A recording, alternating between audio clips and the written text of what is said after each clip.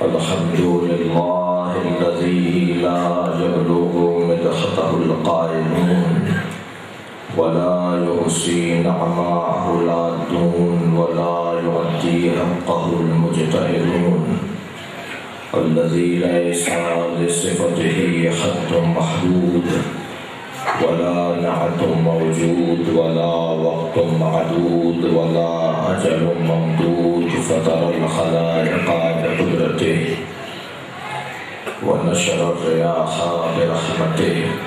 الصلاة والسلام على الرسول المسدد المصطفى الأمجد المحمود الأحمد سيدنا ومولانا ومولى الكونين جد الحسن والحسين علي بالقاسم محمد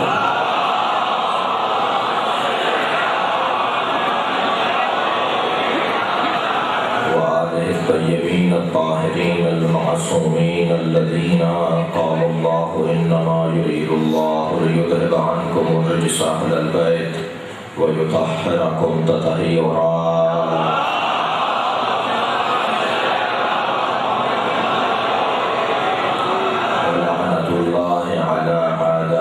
أجمعين من يوم عداوتهم إلى قيام يوم الدين. أما بعد فقد قال الحكيم في القرآن الكريم بسم الله الرحمن الرحيم أم يحسدون الناس على ما آتاهم الله من فضله فقد آتينا على إبراهيم الكتاب والحكمة وآتيناهم ملكا عظيما. صلوات.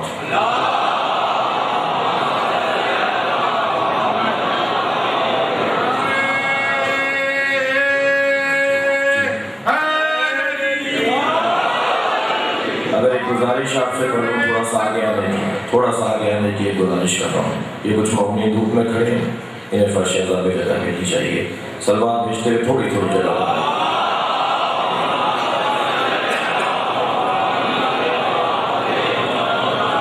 صحن میں بیٹھے ہوئے مومنین بھی بیٹھنے کی جگہ بنائیں. سورہ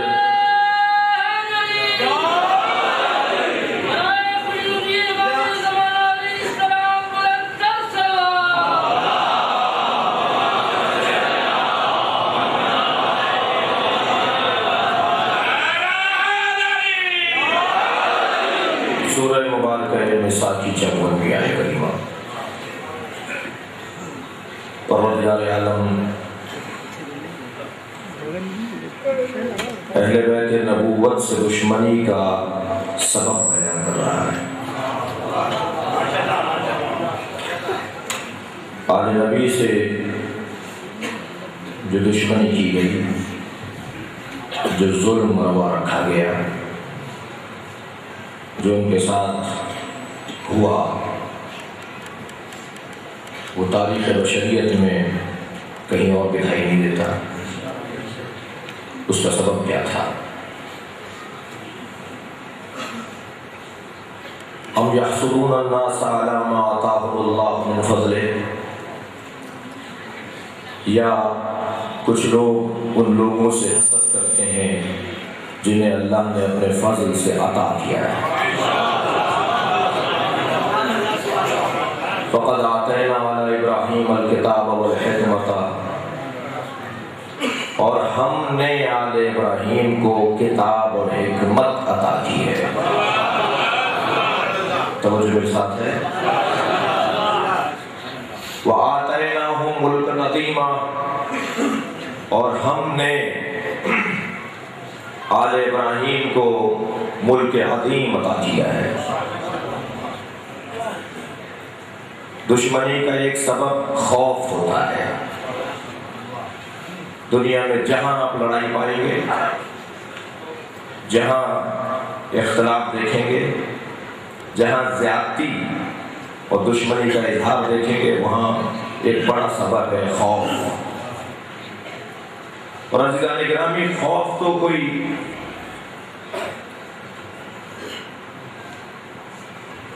دشمنی یا دشمن خوف کھانے کے لیے نہیں ہوتا.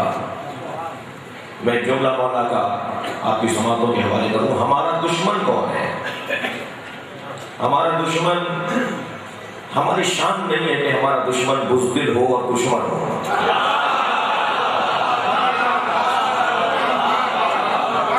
میں آج کی مجلس میں جملہ یہ کہتا ہوا گزروں، آگے بڑھوں کہ ہمارا کوئی دشمن نہیں ہے. توجہ ہے، ہمارا کوئی دشمن ہی نہیں ہے. توجہ چاہوں گا اس لیے کہ مولانا نہج البلاغہ میں فرما رہے ہیں کہ جب کسی نے کہا مولا میرا دشمن، ہمارا دشمن اتنا مضبوط ہے، حضرت فرمایا تمہارا کون ہے دشمن؟ تو مولا فلاں فلاں نام لیے، فلاں ہمارے دشمن ہے. حضرت فرمایا یہ تمہارے دشمن نہیں ہے، تمہارا خوف تمہارا دشمن ہے. سلمان بن محمد والے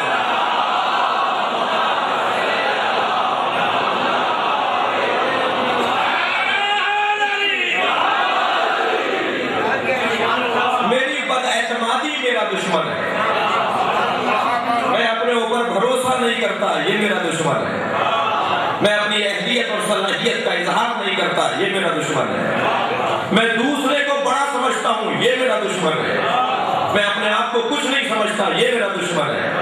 دنیا میں کوئی کسی کا دشمن نہیں ہے، اگر دشمن ہے تو انسان کا خوف اس کا اپنا دشمن ہے. اور خوف کون کھاتا ہے؟ تمہید سے گزر رہا ہوں. خوف کون کھاتا ہے؟ خوف وہ کھاتا ہے جو کمزور ہو. توجہ کر لیا آپ نے؟ خوف کھانے والا خود دلیل ہے کہ یہ دشمن ہے. کسی نے مولا علی سے پوچھا مولا جب آپ میدان میں اترتے ہیں تو آپ کو اپنا دشمن کیسا لگتا ہے؟ تھوڑا سا توجہ میرے ساتھ ہے. مولا جب آپ کے سامنے آپ کا دشمن آتا ہے تو آپ کو کیسا لگتا ہے؟ حضرت نے فرمایا جب میرا دشمن میرے سامنے آتا ہے تو میری مدد کرتا ہے.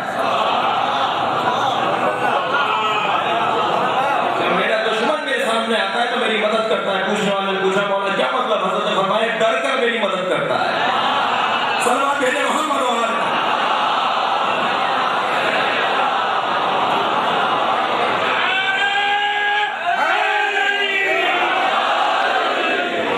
فرمایا میرا دشمن مجھ سے گھبراتا ہے یہی میری مدد ہو رہی ہوتی ہے. روز میں آ جاتا ہے، ہاتھ پیر کھلا دیتا ہے. توجہ ہے. ایک اہل سنت کے عالم دین نے نہج البلاغہ کی 30 جلدوں میں شرح لکھی ہے. مصری عالم دین ہے ابن ابی الحدیث معتزلی. وہ 5ویں جلد میں لکھتے ہیں کہ مولا کو میں نے علی کی نہج البلاغہ کو میں نے 200 مرتبہ پڑھا تب سوچا کہ شرح لکھوں.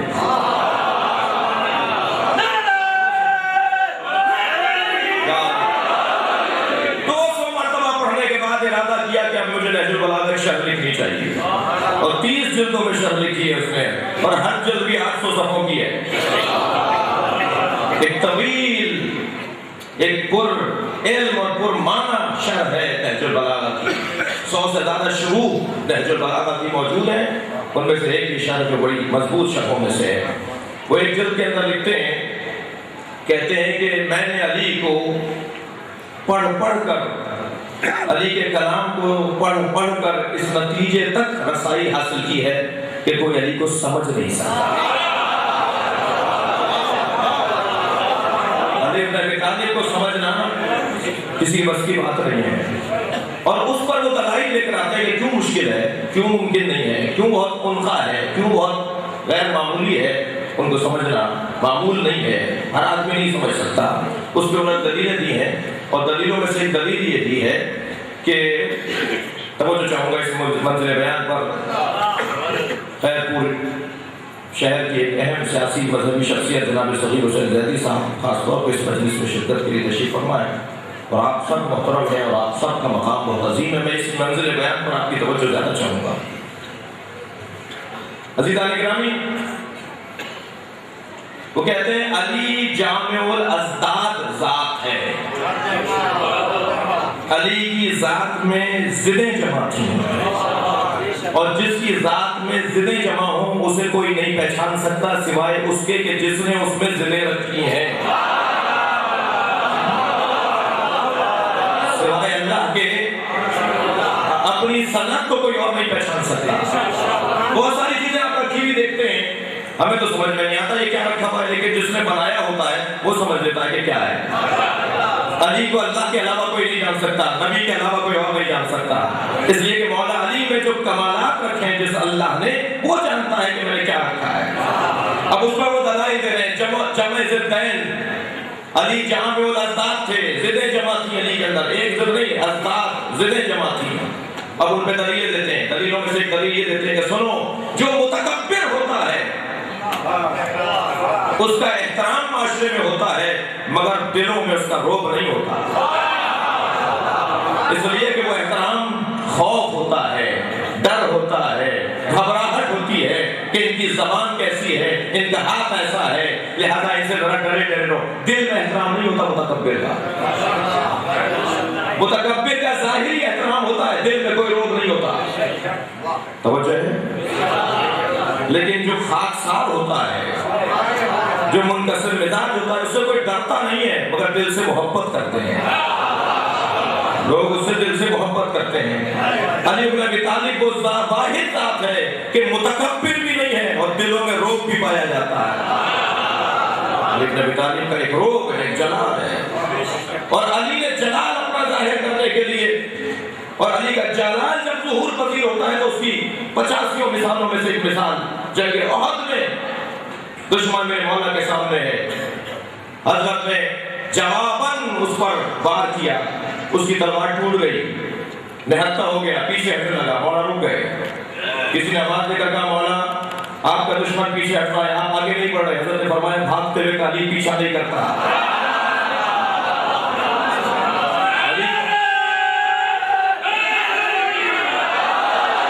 علی خوف زدہ پر وار نہیں کرتا، علی ڈرنے والے پر حملہ نہیں کرتا۔ پھر مولا رک گئے، جب اس نے دیکھا علی رک رہے ہیں، علی حملہ نہیں کرنا چاہ رہے، سامنے کھڑے ہیں دونوں، اس نے آواز دے کر کہا یا علی حبلی سیفک، مجھے اپنی تلوار دے دیجئے۔ ایک لمحہ نہیں گزرا میرے مولا نے ذوالفقار پھینک دی، اس نے ہاتھ میں لے کر تان کے کھڑا ہو گیا مولا کے سامنے، آگے بڑھنے لگا، اور علی ہے جو اطمینان سے کھڑے ہیں، یہ مولا ہی کی تلوار مولا پر چلانے کے لیے آگے بڑھ رہا ہے اور علی اطمینان سے کھڑے ہیں، بالکل قریب آ کر کہنے لگا کوئی اپنے قاتل کو تلوار دیتا ہے؟ حضرت نے فرمایا پہلے قاتل تھا پھر سائل ہو گیا۔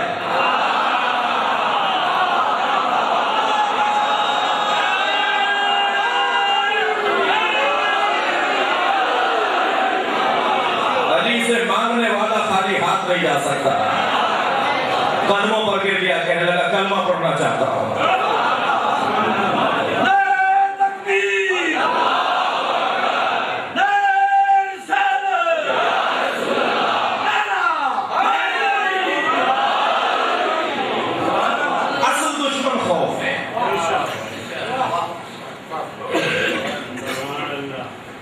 کسی کو اہمیت دینا، کسی کو مقام دینا جو مقام اہل نہ ہو، یہ خود خوف، یہ خود دشمن۔ ہمیں تو حسین کے علاوہ کچھ دکھائی نہیں دیتا، ہمیں تو علم کے علاوہ کچھ دکھائی نہیں دیتا، ہم تو ایک ذمہ داری لے کر آئے ہیں، اور جو ذمہ دار ہوتا ہے عزیزان گرامی کو اپنی ذمہ داری کو اولویت دیتا ہے، اس کے نزدیک کوئی اور چیز اہمیت نہیں رکھتی ہے۔ یہ ایک تحریک ہے جسے عزاداری کہا جاتا ہے، یہ کسی کے روکنے سے رکے گی نہیں، یہ کسی کے روک میں ڈالنے سے بند نہیں ہوگی، لیکن میری بھی کچھ ذمہ داریاں ہیں، اور میری ذمہ داری یہ ہے کہ میں اپنے کام سے مخلص رہوں، میں اپنے کام سے سچا رہوں۔ میں نے یہ طے کیا ہے کہ یہاں سے جلوس نکال کر فرض کیجئے فلاں جگہ تک پہنچانا ہے، رستے میں اگر کوئی پتھر آ رہا ہے تو میں کہوں گا کہ میں تو سجاد کا غمخوار ہوں،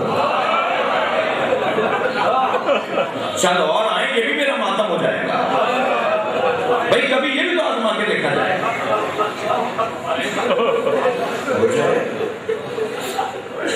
کا ایک پتھر، ہم تو سوچ رہے تھے کہ امام سجاد کے جلوس میں ہر شخص سے پتھر نہیں گئے،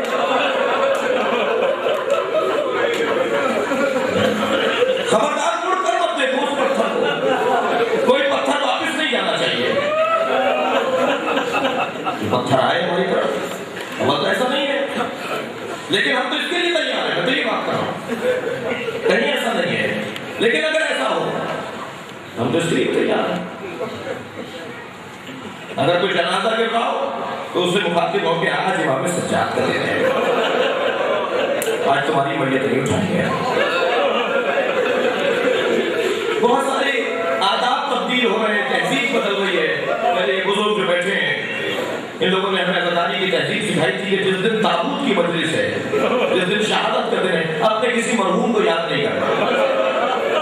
یہ ہمارے بڑوں نے سکھایا تھا. اپنے مرحوم کی قبر پہ جا کے پھول مت ڈالنا. بدل رہی ہے تہذیب، اگرچہ ہمیں اس تہذیب بدلتی ہوئی تہذیب جو غلط ہو رہا ہے اس کی ہمیں تنقید کرنا چاہیے. آج تو اپنے مرحوم کو یاد نہیں کرتے، اس لیے کہ آج ہمیں زہرا کے پوتے کے غم میں رونے سے فرصت کہاں ہے.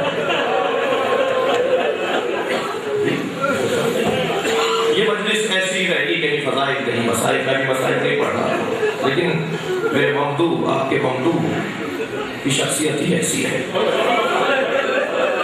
اگر ہم فضائل کے باب میں بھی جائیں گے تو تمام کی شخصیت ہی ایسی ہے. تو میرا خوف میرا سب سے بڑا دشمن ہے، مجھے توجہ ہی نہیں ہے.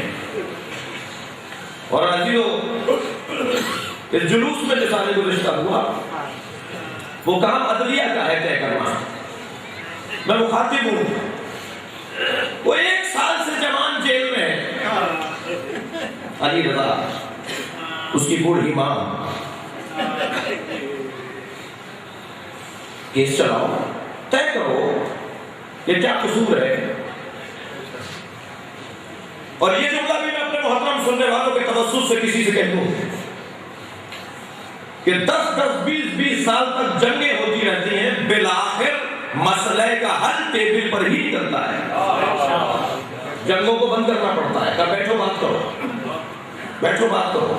20 سال کی جنگ چلتی رہے، 100 سال کی جنگ چلتی رہے، آخر یہی ہوگا کہ بیٹھو بات کرو. تو بھائی جنگ کرنے سے پہلے نہ بیٹھ جائیں. میں اس مجلس سے پہلے ایک تیاری کے ساتھ آیا ہوں. دونوں طرف کے بزرگوں نے یہ طے کیا ہے کہ بہت جلد بیٹھنا چاہیے.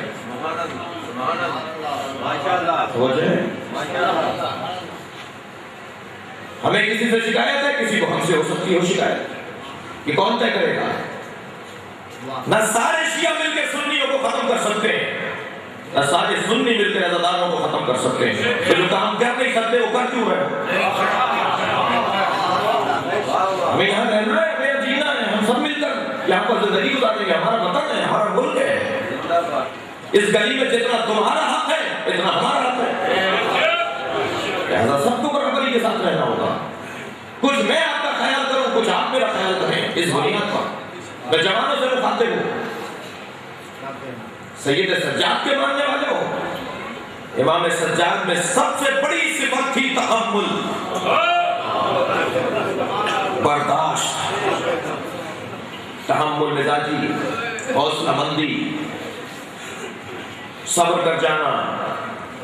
جتنی جیت صبر میں ہے اتنی جیت بدلے میں نہیں ہے. مگر اس کا نتیجہ تو 4 دن بعد نکلتا ہے. اس کا نتیجہ انسان چاہتا ہے فوراً مل جائے مجھے. لہذا وہ چاہتا ہے کہ اسی دن میں کوئی فیصلہ کر لوں اور میں بھی جیسے کا تیسا اور بدلے کا عدلے کا بدلہ. لیکن نہیں عزیزان گرامی، پھر جیت نہ اس کی نہ اس کی. جیت اس کی ہوگی جو صبر کرے گا، جیت اس کی ہوگی جو برداشت کرے گا. اور میں تو آپ سے بہت ہی واضح طور پر کہوں کہ مجھے نہیں معلوم اس علاقے کی اور تفصیل، لیکن عمومی طور پر عرض کر رہا ہوں پوری دنیا میں جہاں عزاداری کی راہ میں رکھنے اور رکاوٹیں ہیں وہ در حقیقت ایک خوف ہے کہ کہیں ایسا نہ ہو یہ جو خوشبو ہے حسینیت کی، یہ حسینیت کی خوشبو کہیں ہمارے گھروں تک نہ آ جائے.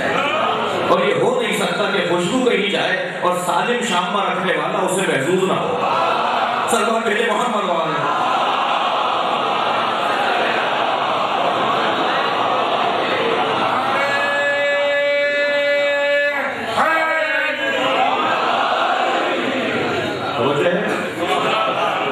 خوف ایک بہت بڑا دشمن ہے. دوسرا دشمن کون ہے؟ دوسرا دشمنی کی سبب، دوسرا دشمنی کا سبب کیا ہے؟ اور وہ یہ ہے ام یحسدون الناس علی ما آتاهم اللہ من فضلہ. حسد دشمنی کا سبب ہے. حسد کرتا کون ہے؟ اچھا آیت کا ترجمہ میں نے نہیں کیا، وہ ترجمہ سن لیجیے. یا کچھ لوگ ان لوگوں سے حسد کرتے ہیں جنہیں اللہ نے اپنے فضل سے عطا کیا ہے. اب یہاں آیت کا لہجہ لگا ہے، خبر ہے، پیغام ہے. ام یحسدون الناس علی ما آتاهم اللہ من فضلہ، کچھ لوگ ان لوگوں سے حسد کرتے ہیں جنہیں اللہ نے اپنے فضل سے عطا کیا. یہ خبر ہے. اب ایک مرتبہ انشاء ہو رہا ہے، اب ایک مرتبہ اعلان ہو رہا ہے. فقد آتینا علی ابراہیم، ہم نے عطا کیا علی ابراہیم کو. وہ ذہن میں رہے کچھ لوگ وہ ہیں کہ جو اللہ کی عطا، جن کو اللہ اپنے فضل سے عطا کرتا ہے ان سے حسد کرتے ہیں. اب یہاں پر لہجہ بدل گیا، ہم نے عطا کیا ہے. آل ابراہیم الکتاب والحکمہ، آل ابراہیم کو اپنی کتاب اور حکمت عطا کی ہے. کتاب سے مراد قرآن، تورات، زبور، انجیل، ہر وہ اللہ کا علم جو قرآن کتاب تورات کی صورت میں، صحیفوں کی صورت میں نازل ہوا، وہ الکتاب ہے، کتاب نہیں الکتاب. جتنا بھی آسمان سے علم نازل ہوا ہے اسے الکتاب کہا جاتا ہے. کوئی ضرور ہے جو ساری کتابوں کا عالم ہے. پیغمبر کا درجہ تو بہت بڑا ہے، پیغمبر کی گود میں ایک بچہ آ جائے تو وہ تورات سنا دیتا ہے.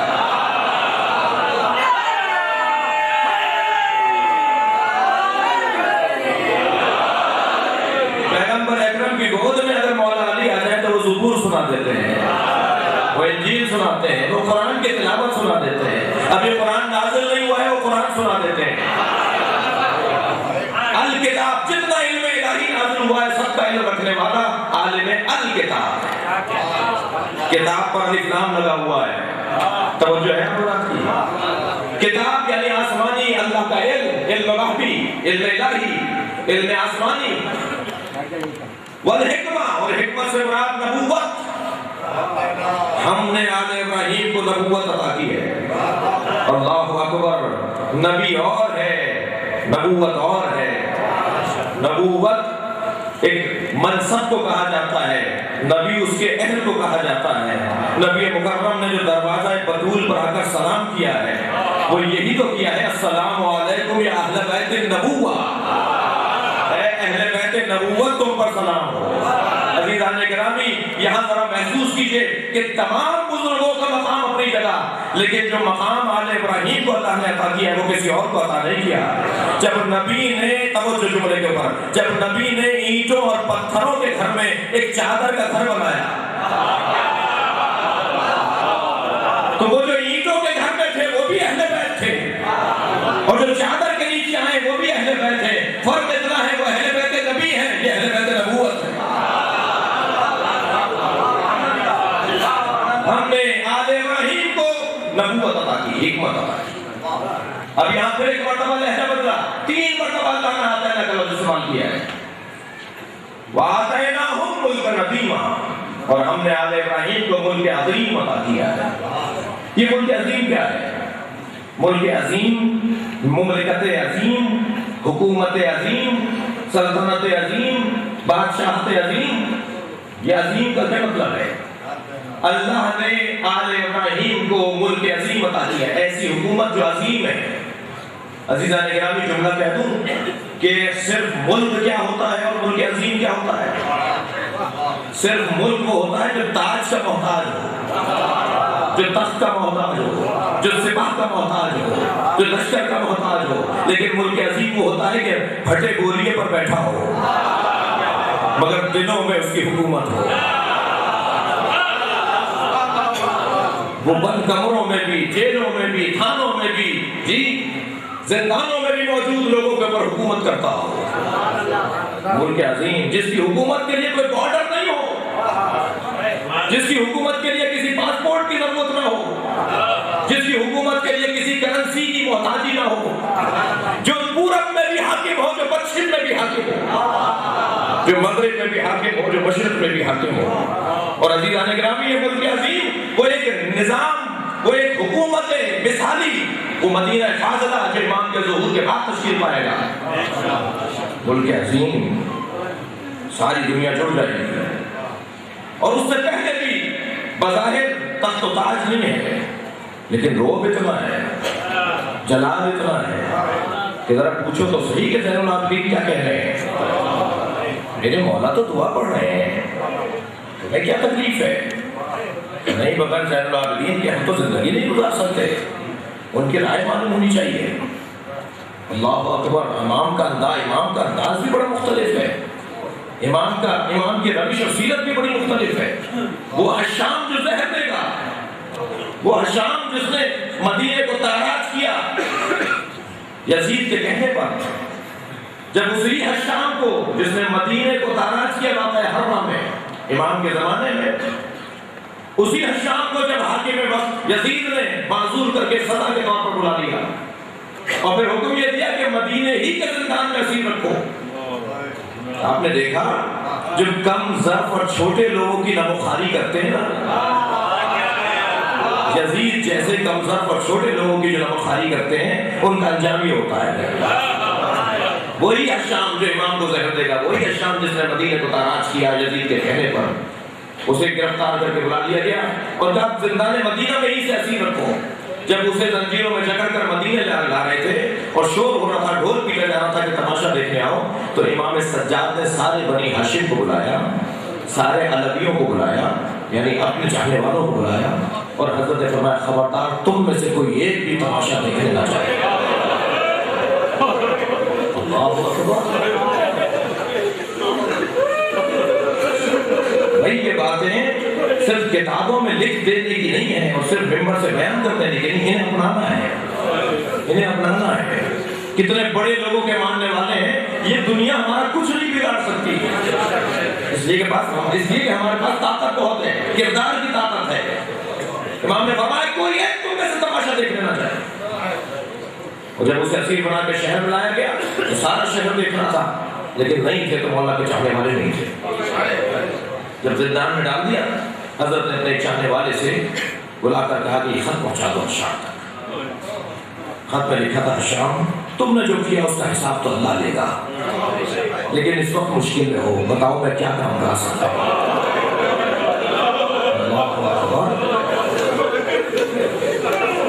بتاؤ اس وقت میں تمہارے کیا کام آ سکتا ہے۔ ایک سکوں کی تھیلی اس خط کے ساتھ امام نے روانہ کی، دربار میں روک لیا کہ اندر نہیں جانے دیا جائے گا، تو اس نے قریب آ کر کہا یہ سید سجاد کا خط ہے، ہاتھ پیر پھول گئے، کب پہنچا دو شام۔ اب یہ بعد میں زہر بھی دے گا امام کو، یہ امام کے ساتھ پہلے بھی ظلم کر چکا ہے، مگر یہ ملک عظیم کیسے ثابت ہوگا؟ ملک عظیم یہی تو ہے۔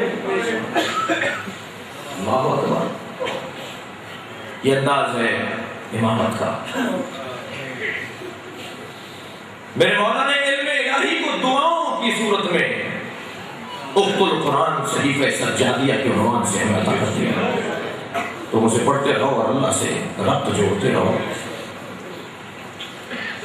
آج مکہ المکرمہ اور مدینہ منورہ میں صحیفہ سجادیہ آپ کو ملے گی، انہی کتاب فروشیوں پر، انہی کتاب بیچنے والوں کے پاس ادریات من علی ابن الحسین صحیفۃ السجادیہ، اس لیے کہ آفاقی کلام ہے، کوئی اللہ سے بات کر کے تو دکھائے، اللہ سے بولنے کا ڈھنگ تو بتائے کہ کیسے بولا جاتا ہے اللہ سے۔ یہ میرے مولا امام سجاد فرمانا ہے، امام کے انداز، امام کے طریقے، کس انداز سے ذات کبریہ سے گفتگو ہونا چاہیے، وہ امام بتا رہے ہیں۔ عزیزان گرامی، نہج البلاغہ اور صحیفہ سجادیہ قرآن کی تفسیریں ہیں، اور ان دونوں کتابوں نے جو ہمیں طاقت عطا کی ہے، ہم نہیں کہتے کہ یہ ہماری کتاب ہے، تم کہتے ہو یہ تمہاری کتاب ہے، یہ ہمارا اعزاز ہے کہ ہم جنہیں اپنا چوتھا امام، جنہیں ہم پہلا امام مانتے ہیں، یہ ان کی کتاب ہے۔ اور حضرت آیت اللہ خمینی نے اپنے وصیت نامے میں جملہ لکھا، مجھے فخر ہے کہ نہج البلاغہ ہم سے منسوب ہے، صحیفہ سجادیہ ہم سے منسوب ہے، ہم اس کی وراثت رکھتے ہیں۔ عزیزان گرامی، ہم حسین کے بھی وارث نہیں ہیں اس معنی میں، تم آ جاؤ۔ عباس زیدی کے تو مصرے مجھے یاد آ رہے ہیں، یہ کس نے کہہ دیا کہ ہماری ہے کربلا؟ تو جو ہے یہ کس نے کہہ دیا کہ ہماری ہے کربلا؟ ہر بات تم کہو تو تمہاری ہے کربلا۔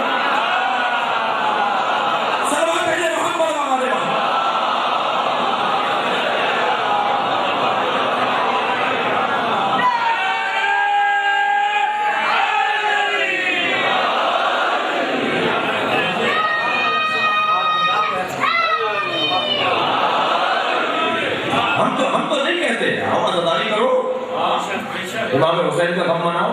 کہنے لگے خود مارا تھا اور رو رہے ہیں۔ اچھا بھائی ہم نے تو طے کر لیا جس نے بھی امام حسین کو مارا وہ ہمارے مکتب کے نزدیک، ہمارے مجتہدین کے نزدیک، عالم اسلام کے مفتیوں کے نزدیک وہ یزید، وہ مارنے والا جو بھی ہو، ان کہہ رہے ہم نے ہمارے بزرگوں نے مارا، ہم تو ایک فیصلہ کر دیتے ہیں آج اتنے بڑے اجتماع میں، جس نے بھی حسین کو مارا ہمارا متفقہ فیصلہ ہے وہ لعنتی ہے۔ یہ ہمارا فیصلہ ہے، یہ ہمارا فیصلہ ہے، جس نے بھی میرے مولا حسین کو کربلا میں مارا وہ لعنتی ہے۔ ہم تو برات کا اظہار کر رہے ہیں، تم سے تعلق نہیں ہے تو تم بھی لعنت بھیجو۔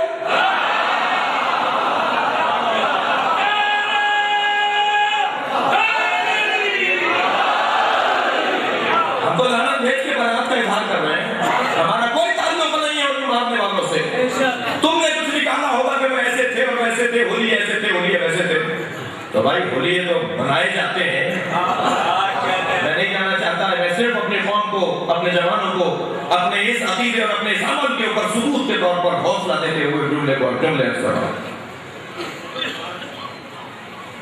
تم گھر مناؤ امام حسین کا غم، یہ تو ایک ایسا اقدار اور تہذیب کا بیان ہے کہ جو ہر سالم ضمیر اور بیدار دماغ کو اچھا لگتا ہے۔ جتنا کچھ امام حسین پر غیر مسلموں نے کہا، گاندھی کہتے ہیں کہ میں جو کچھ کر رہا ہوں وہ حسین سے سیکھ کر رہا ہوں۔ علامہ اقبال اپنے کلام میں امام حسین کو مختلف زاویوں سے یاد کر رہے ہیں۔ خواجہ نظام الدین ثانی دہلی کے درگاہ کے سجادہ نشین امام حسین کو اپنے انداز سے یاد کر رہے ہیں۔ عیسائیوں نے امام حسین پہ کلام لکھے ہیں، کتابیں لکھی ہیں، یہودیوں نے لکھی ہیں، ہندوؤں نے لکھی ہیں، سکھوں نے لکھی ہیں۔ یہ تو ایسی شخصیت ہے، یہ تو انسانیت کا مسئلہ ہے، یہ تو اقدار کا مسئلہ ہے، تہذیب کی بات ہے۔ عزیزان گرامی، یہ بڑا اعزاز ہے کہ جو پوری انسانیت کے لیے سوچتا ہو وہ ہے ہمارا امام۔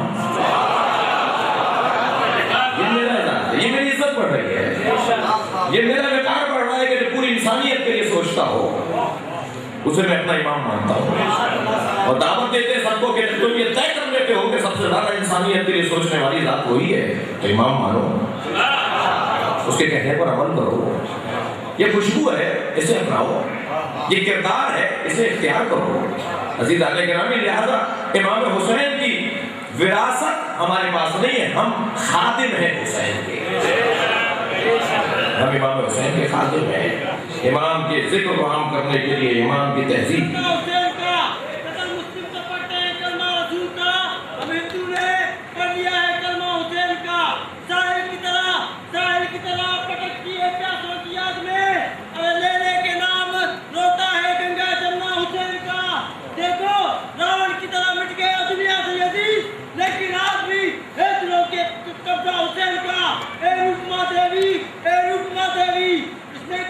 کوئی بات نہیں، ہم خود پرست ہیں لیکن آنکھوں سے ہر روز چومتے روزہ حسین کا۔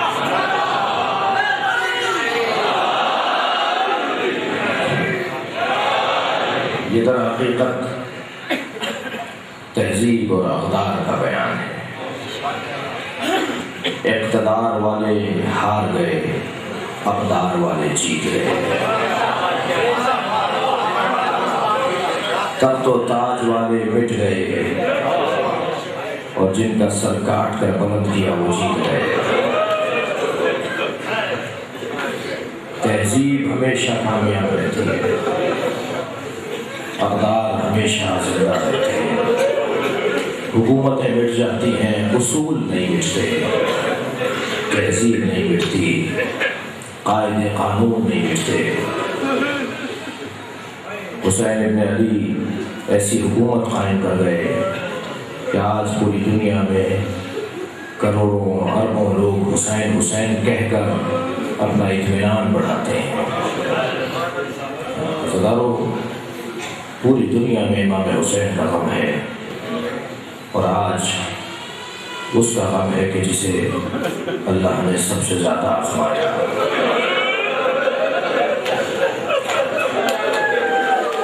کسی نے مدینے میں امام سجاد سے پوچھا مولا آپ کو اپنے بھائی علی اکبر کی شہادت یاد ہے؟ امام نے فرمایا عصر عاشور کا وقت تھا، ظہر عاشور کا وقت تھا، میں غشی کے عالم میں تھا، مجھے یاد نہیں میرے بھائی علی اکبر کی شہادت کیسے، مگر مجھے اتنا یاد ہے کہ میں نے محسوس کیا کوئی میرے قلبوں کا بوسہ لے رہا ہے۔ میں نے جب غشی کی کیفیت میں آنکھیں کھول کر دیکھا تو علی اکبر پیر پکڑے بیٹھے تھے، میرے قلبوں کا بوسہ لے رہے تھے۔ میں کہوں گا امام حضرت علی اکبر سے مولا امام سجاد کے ہاتھوں کا بوسہ لیا ہوگا، امام سجاد کی پیشانی کا بوسہ لیا ہوگا۔ عجب نہیں جواب آئے ان پیروں میں کانٹے چبھیں گے، کوفے کے رستے ہوں گے، شام کے بازار ہوں گے، میرے بھائی کے پیروں میں بیڑیاں ڈالی جائیں گی۔ اجرکم اللہ، اجرکم اللہ۔ خدا کسی کا میرا اللہ ہے، آوازیں بلند ہو رہی ہیں، جو جہاں ہے اپنی آواز کو آزاد چھوڑے، اس لیے کہ ابھی ایک تابوت کی زیارت کریں گے، تابوت کو بوسہ دیتے ہوئے اس بات کا احساس رہے کہ اس امام کا تابوت ہے جس کی پیڑیوں کا گوشت بیڑیاں کھا گئی۔ اجرکم اللہ۔ اس بات کا احساس رہے کہ امام سجاد کے بدن مبارک پر 40 سال کے بعد بھی تازیانوں کے نشان تھے۔ اجرکم اللہ، اجرکم اللہ۔ خدا کسی کا ملا ہوا ہے سوائے ہمیں اہل بیت کے ہمیں رونے اور رلانے والوں کا بناتے ہیں۔ مجلس بہت بابرکت ہے، جب مجلس میں آوازیں بلند ہوتی ہیں نا، امام جعفر صادق دعا دیتے ہیں، یا اللہ ان آوازوں پر رحمت نازل فرما، یہ میرے جد حسین کا ماتم کرنا ہے۔ امام محمد باقر ہاتھ بلند کر لیتے ہیں، صاحب الزمان کی نگاہ آ جاتی ہے، امام کی نظر آ جاتی ہے اس مجمع پر جہاں حسین ابن علی کا غم منایا جا رہا ہے۔ ہاں عزیزانو، بڑا مصیبت کا دن ہے۔ ابھی آپ تابوت کی زیارت کریں گے، آپ نے گریہ کر لیا، میں چند جملے امام کی مصیبت کے، بڑا امتحان لیا اللہ نے امام سجاد سے، بہت بڑا امتحان لیا۔ حضرت یوسف پانی سے ہولتے تھے، حضرت یوسف پانی سے ہولتے تھے، اللہ نے امتحان یہ لیا، بے بھائیوں نے کنویں میں ڈال دیا۔ حضرت ابراہیم نے بہت دعائیں کی اللہ مجھے بیٹا دے دے، حضرت سارہ سے بیٹا نہیں ہوا، حضرت اسماعیل ہوئے، اتنی مدت کے بعد اسماعیل آئے، اللہ نے کیسی کے گلے پہ چھری پھیرو۔ امام حسین کو بچپن سے پیاس بہت لگتی تھی، اللہ نے اسی سے امتحان لیا، حسین کو پیاسا رکھو، اے حسین میری رحمت کے گلے پیاسے رہ سکتے ہو۔ رونے آئے ضرور، امام سجاد کو غیرت بہت آتی تھی۔ اجرکم اللہ، اجرکم اللہ۔ امام سجاد میں حمیت بہت تھی، امام سجاد غیرت مند بہت تھے۔ جب مدینے سے قافلہ چلنے لگا اور محفلیں لا کر کھڑی کر دی گئی تو امام سجاد حضرت عباس کے قریب آئے، چچا عباس کا ناطے لگوا دیجئے، اس لیے کہ میری ماں، میری بہنیں، میری پھوپھی باہر آئے گی۔ امام سجاد غیرت مند بہت تھے، اللہ نے اسی سے امتحان لیا۔ اللہ چاہتا تو کوئی اور امتحان لیتا، کہا نہیں میں ولی، میرا ولی امتحان دے گا، میں ثابت کروں گا کہ میں امام صحیح نہیں بناتا۔ اب امام سجاد روز عاشوراء اللہ نے حکمت سے بے ہوش کر دیا، بیمار کر دیا، ایک دن بیمار رہے میرے مولا، 11 محرم کو بیمار نہیں تھے، 11 محرم کو بیمار نہیں تھے، شام غریبہ تک بیمار رہے، لیکن جیسے ہی دن ڈھل گیا سید سجاد ہوش مند ہو گئے، سید سجاد شفا یاب ہو گئے۔ میرے مولا نے اپنے پھوپھی کے سر سے چادر اترتے دیکھا،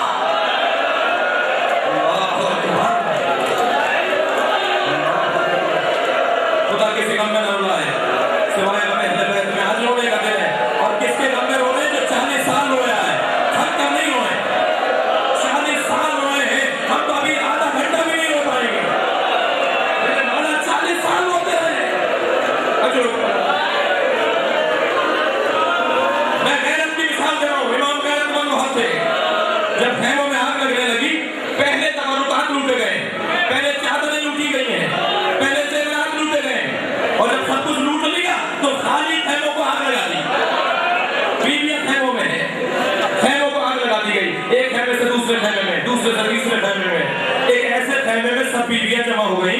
جہاں امام سجاد ہے. جناب سید سجاد کے سرحانے جناب زینب نے بیٹھ کر آواز دی, زین العابدین اٹھو. سر پر ہاتھ پھیر رہی ہے, بیٹا اٹھو. امام سجاد نے آنکھ کھول کر دیکھا کہ زین العابدین آگ لگ رہی ہے گھر میں. سید سجاد خیموں میں آگ لگ رہی ہے. سنیں گے امام سجاد نے جب یہ سن لیا کہ خیمے میں آگ لگ رہی ہے, گھر میں آگ لگ رہی ہے, تو امام نے کہا پھوپھی اماں گھر میں تو آگ لگ رہی ہے, آپ کی چادر کہاں گئی؟ زین العابدین ہم میں سے کسی کے سر پر چادر نہیں ہے, ہم میں سے کسی کے سر پر چادر نہیں ہے. یہ بتاؤ چل کے مرے یا خیمے سے باہر چلے جائیں؟ امام نے فرمایا پھوپھی اماں اس سب کو باہر لے جائیے, پھوپھی اماں باہر چلی جائیے. اب بیوی ساری بیویوں کو باہر لے گئی, لیکن سید سجاد اندر ہے. باقر 3 سال کے ہیں, بابا کو کیسے اٹھائیں؟ بچے چھوٹے چھوٹے ہیں, امام کو کیسے اٹھائیں؟ یہ بیویاں کیسے اٹھائیں؟ جناب زینب نے پشت پر اٹھایا.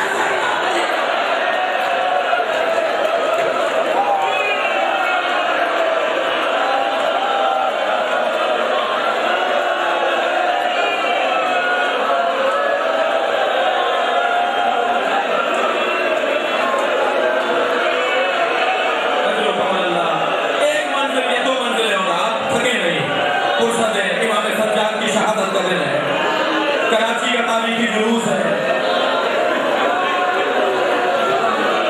امام سجاد کی غیرت ذہن میں رہے, امام سجاد کا غیرت مند ہونا ذہن میں رہے. اب امام سجاد ہتھکڑیوں میں بیڑیوں میں جکڑ دیے گئے. 11 محرم کو سنے کے رونے آئے. یہ جو شام غریبہ کی رات گزری ہے, یہ شام سے لے کر 11 محرم تک کی جو صبح گزری ہے, کہ ہم امام سجاد کو سجاد کیوں کہتے ہیں؟ امام کا لقب زین العابدین اور سید السجاد کیوں ہے؟ امام سجاد کا لقب سید الساجدین اس لیے ہے کہ شام غریبہ سے صبح 11 محرم تک ایک سجدے میں رات کاٹی ہے. ساری رات اللہ کے حضور سجدہ. جب 11 محرم کو ہتھکڑیوں میں اور بیڑیوں میں جکڑ کر لے کر چلے ہیں, تو امام سجاد کو مقتل سے گزارا گیا. غیرت مند ہے, یاد رکھیں. بابا کے لاشے کو دیکھا, بے گور و کفن ہے, حال متغیر ہونے لگا, چہرے کا رنگ بدلنے لگا, ایسا لگ رہا تھا روح پرواز کر جائے گی. زینب نے خود کو سواری سے گرا دیا, میری بیوی اونٹ سے گر گئی. پلٹ کے کہا پھوپھی اماں یہ کیا ہوا؟ کہا زین العابدین تم اپنے آپ کو سنبھالو, ابھی ہمیں کوفے کے راستوں میں جانا